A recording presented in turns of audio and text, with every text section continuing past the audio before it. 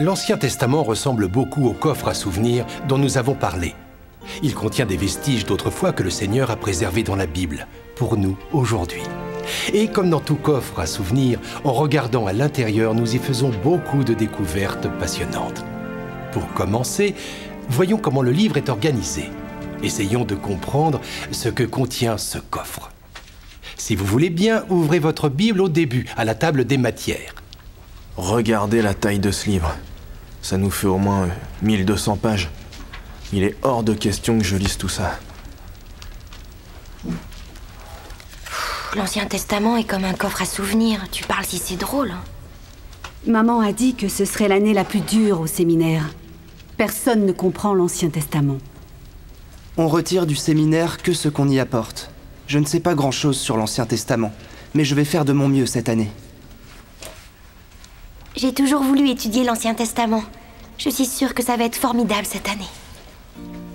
Les livres dont les noms sont sur cette page forment un recueil d'histoires, de révélations, de poèmes, de lois et d'autres choses qui peuvent réellement nous aider. Pour ceux d'entre nous qui feront l'effort d'étudier, il y aura beaucoup de belles découvertes et d'expériences s'ils appliquent les situations des peuples de l'Ancien Testament à notre époque. Par exemple, dans l'Ancien Testament, nous trouverons beaucoup d'histoires, dont vous en connaissez déjà un grand nombre. Par exemple, celle de l'Arche de Noé. Nous allons la lire ensemble. Elle se trouve dans Genèse, au chapitre 6. Julie, est-ce que tu veux bien nous la lire, s'il te plaît, au verset 13?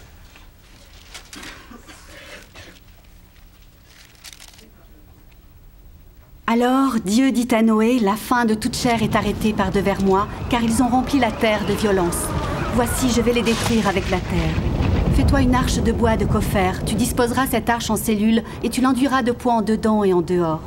Et moi, je vais faire venir le déluge d'eau sur la terre, pour détruire toute chair ayant souffle de vie sous le ciel. Tout ce qui est sur la terre périra. Cette histoire a des milliers d'années. Néanmoins, je crois que le Seigneur nous a fourni une nouvelle arche aujourd'hui. Des possibilités pour vous et pour moi d'échapper au flot de mal auquel nous devons faire face. Les prophéties constituent une partie importante de l'Ancien Testament. En les étudiant soigneusement, nous allons voir que beaucoup concernent les derniers jours. L'une d'elles se trouve à la page 903 de votre Bible, écrite par le prophète Joël. Margaret, tu peux nous la lire, je te prie, du verset 28 à 31.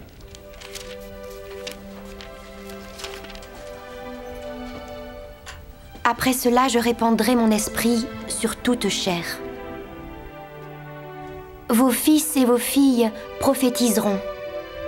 Vos vieillards auront des songes, et vos jeunes gens des visions. Je ferai paraître des prodiges dans les cieux et sur la terre, du sang, du feu et des colonnes de fumée. Le soleil se changera en ténèbres et la lune en sang avant l'arrivée du jour de l'Éternel, de ce jour grand et terrible.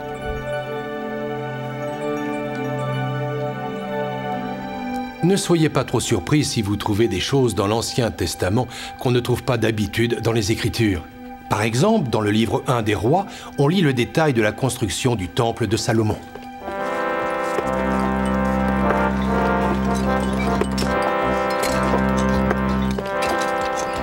La maison a 60 coudées de longueur, 20 de largeur et 30 de hauteur.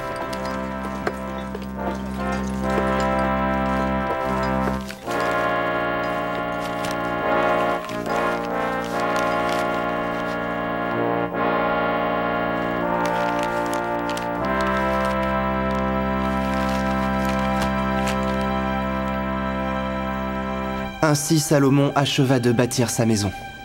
Des histoires, des prophéties, des plans de construction, il y a tout cela dans l'Ancien Testament. À présent, ce que je voudrais, c'est vous distribuer d'autres références. Prenez quelques minutes pour en lire le contenu. Cela vous donnera une meilleure idée de ce que l'Ancien Testament a à offrir.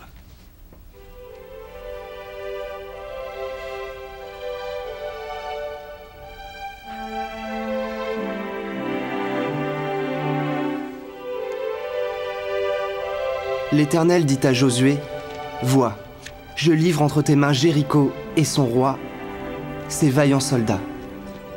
Faites le tour de la ville. Vous tous, les hommes de guerre, faites une fois le tour de la ville.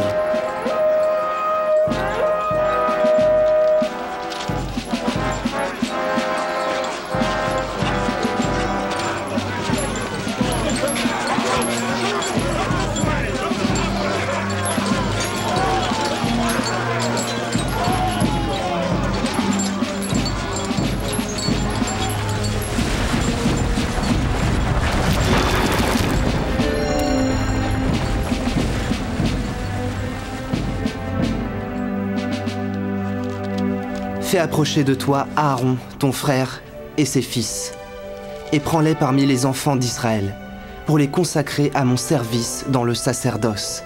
Aaron et les fils d'Aaron, Nadab, Abihu, Éléazar et Ithamar.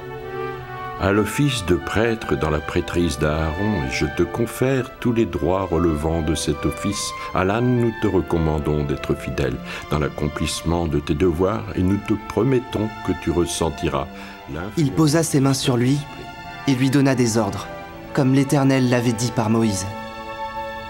Et là, offre-le en holocauste sur l'une des montagnes que je te dirai. Abraham se leva de bon matin et partit pour aller au lieu que Dieu lui avait dit. Abraham y éleva un autel et rangea le bois. Il lia son fils Isaac et le mit sur l'autel par-dessus le bois. Puis Abraham étendit la main et prit le couteau pour égorger son fils. Alors l'ange de l'Éternel l'appela et dit : « N'avance pas ta main sur l'enfant, car je sais maintenant que tu crains Dieu. » La dernière écriture que vous avez lue, celle sur Abraham et Isaac, comme beaucoup de choses dans l'Ancien Testament, dirige notre attention vers le Sauveur pour nous faire mieux comprendre son expiation. Cette année, vous verrez le Sauveur dans l'Ancien Testament et vous le connaîtrez mieux que jamais auparavant. Allez. Non, mais j'ai trouvé ce verset. On change de cours après. T'as eu ça où? Laisse-moi voir. Dans les Écritures.